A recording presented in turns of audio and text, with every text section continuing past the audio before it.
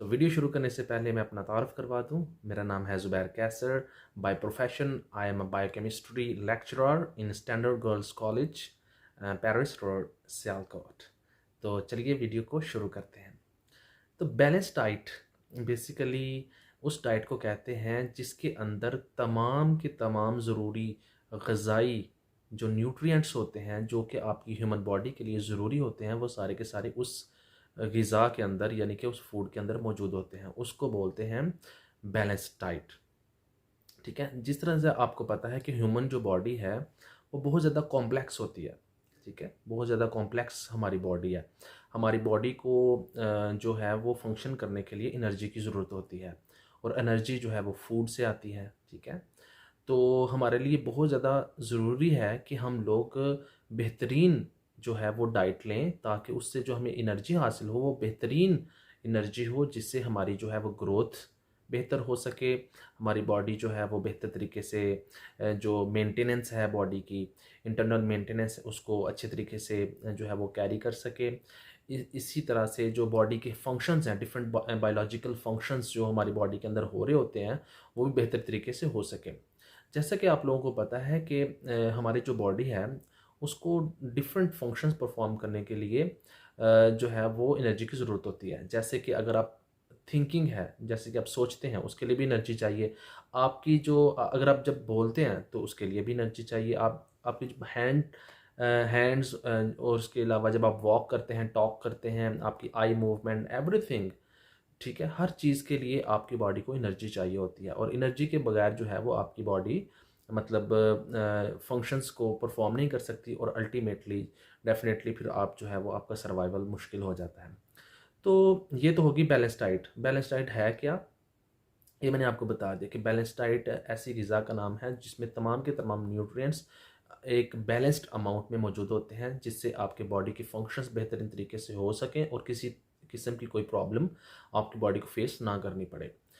अब प्रॉब्लम ये है कि हम जिस सोसाइटी में रहते हैं, जैसे कि हम लोग पाकिस्तान में रहते हैं, तो हमारी जो फूड हैबिट्स हैं वो इतनी मतलब बुरी हो चुकी हैं कि हम लोग पहली बात तो ये है कि हम लोगों को पता ही नहीं कि बैलेंस डाइट होती क्या है, और दूसरा ये कि हमें उसकी अहमियत का भी नहीं अंदाज़ा होता, और तीसरी बात ये कि हमें ये भी नहीं पता होता कि हम बैलेंस डाइट को कैसे हासिल कर सकते हैं। तो आज की इस वीडियो को मुकम्मल तौर पे एंड तक देखिएगा, ताकि आपको पता चल सके कि बैलेंस डाइट क्या है और कितनी ज़रूरी है, और आप इसको कितने कौन से मेथड से आप इसको पूरा कर सकते हैं।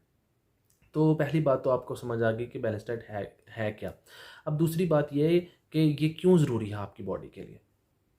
तो हमारी बॉडी के लिए बैलेंस डाइट इसलिए ज़रूरी है कि अगर आप बैलेंस डाइट नहीं लेते, तो लेट्स सपोज दैट एक पर्टिकुलर अमाउंट ऑफ जो न्यूट्रिएंट्स हैं जो कि आपकी बॉडी को रिक्वायर्ड हैं, ठीक है, वो दो तरह के होते हैं। एक माइनर होते हैं और एक मेजर होते हैं। मेजर वो वाले होते हैं जो जो कि बहुत ज़्यादा ज़रूरी होते हैं, और माइनर वो होते हैं जो उतने ज़्यादा ज़रूरी नहीं होते, लेकिन फिर भी थोड़ी बहुत मिकदार में आपकी बॉडी को चाहिए होते हैं। फ़र्ज़ करें कि आप ऐसे न्यूट्रिएंट्स जो आपकी बॉडी के लिए बहुत ज़्यादा ज़रूरी हैं, जैसे कि कुछ प्रोटीन्स हो सकती हैं, इस तरह से डिफरेंट किस्म के विटामिन्स हैं, जैसे विटामिन ए है, ठीक है, बी है, इस तरह से और बहुत से विटामिन्स हैं। अगर आप एक लंबे अरसे तक उनको अपनी डाइट का हिस्सा नहीं बनाते, let's suppose that vitamin A है, वो अगर आपकी डाइट का एक लंबे अरसे तक हिस्सा नहीं है, तो उसका क्या असर पड़ेगा आपकी बॉडी के ऊपर? उसका असर ये पड़ेगा कि आपकी जो आईसाइट है वो वीक हो जाएगी, यानी कि वक़्त से पहले, यानी कि बहुत ज़्यादा एज्ड होने से पहले ही आपकी जो आईसाइट है वो वीक हो जाएगी। इसी तरह से अगर विटामिन सी की कमी होती है, तो आपके जॉइंट्स में प्रॉब्लम हो जाएगी। आपके जो जिस तरह से आर्थराइटिस की बीमारी है या रिकेट्स की बीमारी है, ठीक है, बोन्स की जो बीमारियाँ होती हैं वो पैदा होना शुरू हो जाएंगी। तो ये तो मैंने एक एग्जांपल से आपको बताया कि बैलेंस डाइट में अगर जब किसी चीज़ की कमी होती है एक लंबे अरसे तक, तो किस तरीके से जो है वो आपकी बॉडी जो है वो इफ़ेक्ट होती है।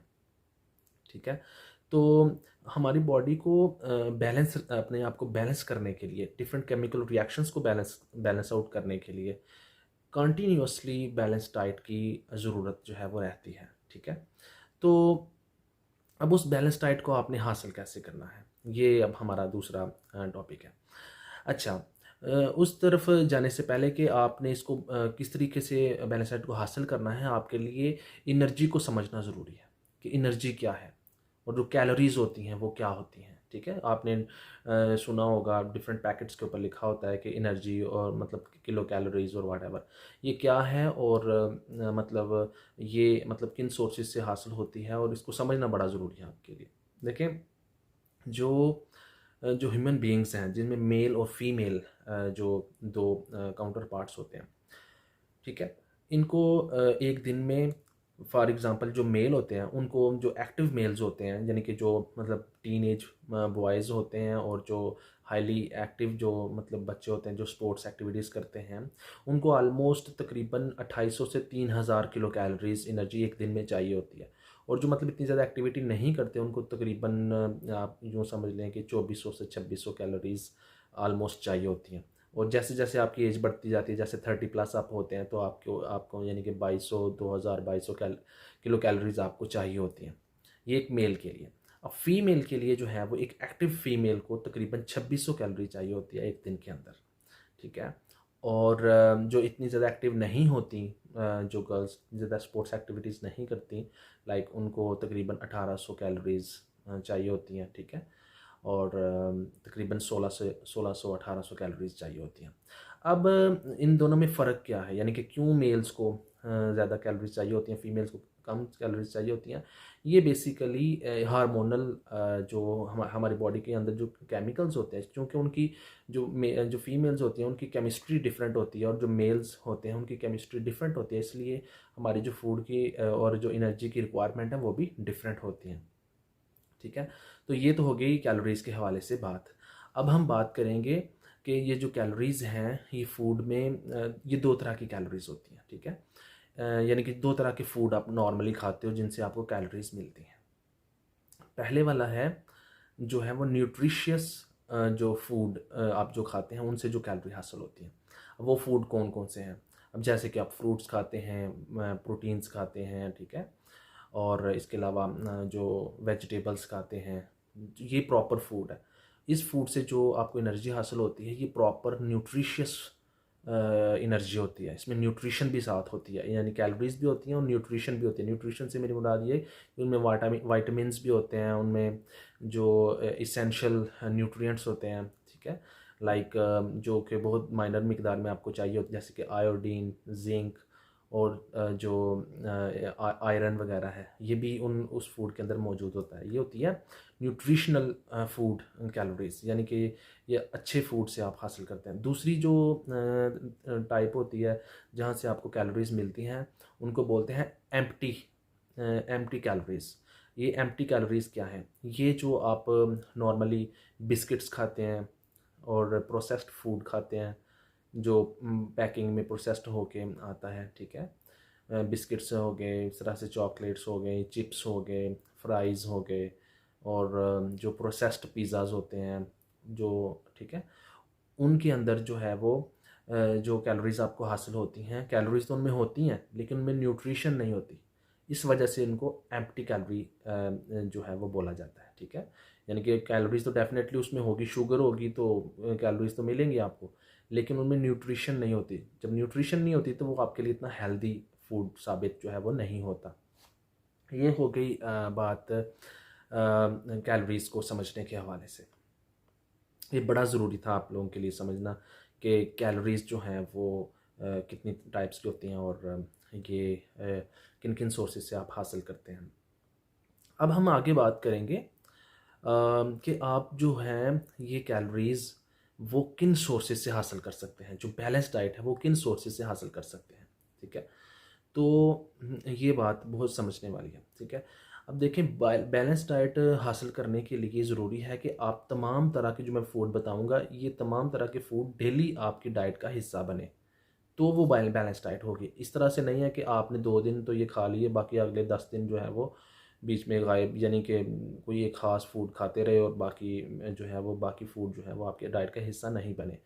बैलेंस डाइट का ये मतलब नहीं है कि आपने ज़्यादा ज़्यादा खाना होता है। बैलेंस डाइट का मतलब ये है कि आपने थोड़ा थोड़ा सारी चीज़ें आपकी डाइट का हिस्सा बननी चाहिए। मैं ये भी नहीं कह रहा कि सारा कुछ आपने मॉर्निंग में ही खाना होता है, मतलब ये कि कुछ चीज़ें आपने मॉर्निंग में खाई हैं तो आप डिफरेंट चीज़ें लंच में इस्तेमाल करें और उससे डिफरेंट चीज़ें आप डिनर में इस्तेमाल करें, ताकि आपके ओवरऑल जो पूरे दिन का जो आपने जितनी भी कैलोरीज कंज्यूम की हैं वो ओवरऑल जो है वो मीन्स के सारी चीज़ों को सारी चीज़ें उसमें ऐड हो जाए। ठीक है, तो बैलेंस डाइट में सबसे जो जो ज़रूरी चीज़ है, जो हमारी बॉडी के लिए ज़रूरी होती है, हमारी ह्यूमन बॉडी के लिए ज़रूरी होती है, वो होती है protein. So protein is the most important constituent of our body. ठीक है, तो उसमें सबसे ज़्यादा कौन कौन से सोर्सेज हैं जिनसे आपको प्रोटीन मिल सकती है, उसमें सबसे ज़्यादा है ज़रूरी जो है वो सोर्सेज हैं, एग्स हैं, मिल्क है, उसके बाद चिकन है, मीट है, इसके अलावा ड्राई फ्रूट्स हैं। ठीक है, ये और दालें भी हैं, लेंटिल्स जो होती हैं, दालें जो हैं उनसे भी आपको प्रोटीन मिलती है। तो ये तो हो गए प्रोटीन रिच सोर्सेज जिनसे आपको प्रोटीन मिलती है। ठीक है, तो ये प्रोटीन सबसे ज़्यादा ज़रूरी कॉन्स्टिट्यूएंट है आपकी डाइट का। ठीक है, तो because proteins are the building blocks of our body, without proteins your body can not maintain your body systems. ठीक है, तो इसलिए that's really important for you to take all those necessity nutrients regularly in your diet. ठीक है, अब ज़रूरी नहीं है कि आप जो है वो डेली के डेली ये सारी चीज़ें अपनी फूड में ऐड करेंगे। डेफिनेटली आज आपने अगर चिकन यूज़ किया तो कल आप जो है वो दाल इस्तेमाल कर सकते हैं, परसों जो है वो आप लेट्स सपोज दैट कोई डिफरेंट फूड आइटम आप इस्तेमाल कर सकते, यानी कि डेली आपकी डाइट का कुछ ना कुछ प्रोटीन, कुछ ना कुछ उसमें जो है वो शामिल होना चाहिए। That's the most important point two note. उसके बाद है कार्बोहाइड्रेट्स। कार्बोहाइड्रेट्स बेसिकली सबसे ज़्यादा इस्तेमाल होने वाले, हमारी डाइट में सबसे ज़्यादा इस्तेमाल होने वाले जो है वो प्रोडक्ट्स हैं। वो कौन कौन से हैं, जैसे कि हम पोटैटोज़ खाते हैं, जैसे कि हम लोग राइस खाते हैं, उसके अलावा रोटी खाते हैं वीट। ठीक है, ये कॉर्न खाते हैं, ये सारे के सारे कार्बोहाइड्रेट्स हैं और ये बहुत ज़्यादा इसेंशियल भी हैं।